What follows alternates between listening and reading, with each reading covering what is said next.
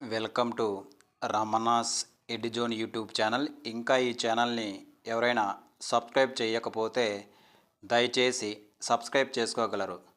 మనము ఈ వీడియోలో ఆంధ్రప్రదేశ్ ధార్మిక దేవాదాయ చట్టం 1987లో ఉన్నటువంటి ముఖ్యమైనటువంటి ప్రశ్నల గురించి మనము ఎగ్జామినేషన్ పాయింట్ ఆఫ్ వ్యూ చర్చించుకుందాం.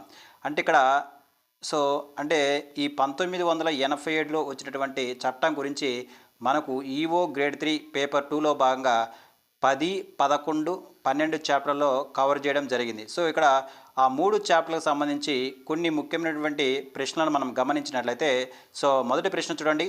ఇక్కడ ఏపీ ఎండోన్మెంట్ చట్టం 1987లో ఈ క్రింద ఇవ్వబడిన ఏ సెక్షను దేవాలయానికి వివిధ రూపాలలో వచ్చే ఆదాయం గురించి తెలియజేస్తుంది? ఏ సెక్షన్ మనకు మనందరికీ కూడా తెలుసు. ఏ సెక్షన్ మనకు? సెక్షన్ 57. ఇక్కడ మనకు ఈ సెక్షన్ 57 ఏం చెప్తుందంటే దేవాలయాలకి వచ్చే వివిధ ఆదాయ మార్గాల గురించి తెలియజేస్తుంది. రెండో క్వశ్చన్ చూడండి. ఇక్కడ రెండో క్వశ్చన్ కానీ గమనించినట్లయితే ఆంధ్రప్రదేశ్ దేవాదాయ చట్టం ప్రకారము ఏ ప్రాతిపదికన దేవాలయాలను 6A నుండి 6D వరకు విభజించడం జరిగింది? దేన్ని బట్టి మనకు దేవాలయాల వర్గీకరణ జరిగిందంటే తెలుసు, మనందరికీ కూడా తెలుసు. ఇదేంది? ఆ దేవాలయం యొక్క వార్షిక ఆదాయాన్ని బట్టి మనకు దేవాలయాలను 6A నుంచి 6Dకి విభజించినట్లుగా మనం గుర్తుపెట్టుకోవాలి. నెక్స్ట్ క్వశ్చన్ కానీ గమనించినట్లయితే భారత రాజ్యాంగంలో ధార్మిక, మత మరియు ధర్మాదాయ అంశాలు ఏ జాబితాలో పొందుపరచడం జరిగింది? మనకి ఇక్కడ మనకు జనరల్గా మనకు భారత రాజ్యాంగంలో కొన్ని అంశాలను కేంద్ర జాబితా, ఉమ్మడి జాబితా, అదేవిధంగా రాష్ట్ర జాబితాగా విభజించడం జరిగింది. అందులో భాగంగా మనకు ధార్మిక, మత మరియు ధర్మాదాయ అంశాలు వచ్చేసరికి ఏ జాబితాలో పొందుపరచారంటే మనకు ఉమ్మడి జాబితాలో పొందుపరిచినట్లు గుర్తుపెట్టుకోవాలి. అంటే ఈ ఉమ్మడి జాబితాపై కేంద్రము అదేవిధంగా రాష్ట్ర ప్రభుత్వాలు కూడా మనకు చట్టాలు చేయొచ్చని మనందరికీ కూడా తెలుసు. నెక్స్ట్ క్వశ్చన్ కానీ గమనించినట్లయితే దేవాలయాల వార్షిక ఆదాయము ఏపీ ఎండోన్మెంట్ చట్టం 1987లోనే ఏ సెక్షన్ ప్రకారం లెక్కిస్తారు? అంటే మనకు చెప్పుకున్నాం ఇప్పుడు. అంటే మనకు ఒక దేవాలయానికి సంబంధించి వార్షిక ఆదాయము గురించి తెలుపుతున్నటువంటి సెక్షన్ మనకేంటి? మనకు ఎన్నో సెక్షన్? మనకు సెక్షన్ 65 అని మనం గుర్తుపెట్టుకోవాలి.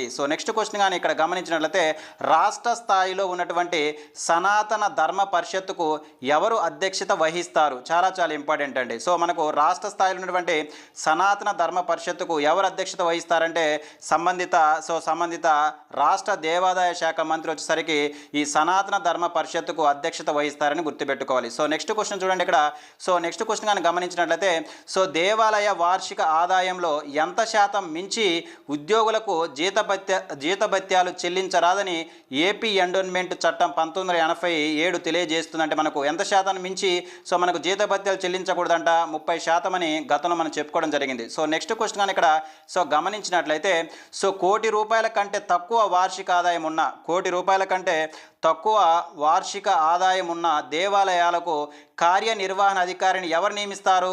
మనందరికీ తెలుసు. మనకు ఏ దేవాలయాలకైతే వార్షిక ఆదాయం అనేది కోటి రూపాయల కన్నా తక్కువగా ఉంటుందో అటువంటి దేవాలయాలకు కార్యనిర్వహణ అధికారి ఎవరు నియమిస్తారంటే మనకు దేవాదాయ శాఖ కమిషన్ నియమిస్తారు. మనం గుర్తుపెట్టుకోవాలి. అదేవిధంగా మనకు కోటి రూపాయల కన్నా ఎక్కువ ఉంటే మనకు ఎవరు నియమిస్తారు? రాష్ట్ర ప్రభుత్వం నియమిస్తుందని మనం గతంలో చెప్పుకోవడం జరిగింది. ఇక్కడ దానికి సంబంధించిన క్వశ్చన్ అండి ఇది. 7వ క్వశ్చన్. నెక్స్ట్ 8వ క్వశ్చన్ కానీ మనం గమనించినట్లయితే ఈ క్రింద తెలపబడిన ఏ లిస్టులో ఉన్నటువంటి దేవాలయాలకు కార్యనిర్వహణ అధికారి నియామకం దేవాదాయ శాఖ కమిషనర్ విచక్షణ అధికారంపై ఆధారపడి ఉంటుంది? మనం చెప్పుకున్నాం. మనకు చెప్పండి దీని క్వశ్చన్ వచ్చేసరికి దీనికి ఆన్సర్ ఏమవుతుంది? మనకు 6C లిస్టులో ఉన్నటువంటి దేవాలయాలు, అంటే ఈ 6C లిస్టులో ఉన్నటువంటి దేవాలయాలకు వార్షిక ఆదాయం ఎలా ఉంటుందంటే 2 లక్షల కన్నా తక్కువగా ఉంటుంది. ఈ 2 లక్షల కన్నా తక్కువ ఉన్నటువంటి దేవాలయాలకు కార్యనిర్వహణ అధికారిని నియమించే అధికారం ఎవరికి ఉంటుందో మనకు దేవాదాయ శాఖ కమిషనర్కు ఉంటుంది. ఆ దేవాదాయ శాఖ కమిషనర్ విచక్షణపై ఆధారపడి ఉంటుంది. ఒకవేళ నియమించాలనుకుంటే నియమించవచ్చు, నియమించకూడదంటే నియమించకపోవచ్చు కూడా ఉండవచ్చు. అంటే అతని యొక్క విచక్షణపై ఆధారపడి ఉంటుందని గుర్తుపెట్టుకోవాలి. ఒకవేళ అవసరమైతే నియమించవచ్చు, అవసరం లేకపోతే నియమించడానికి.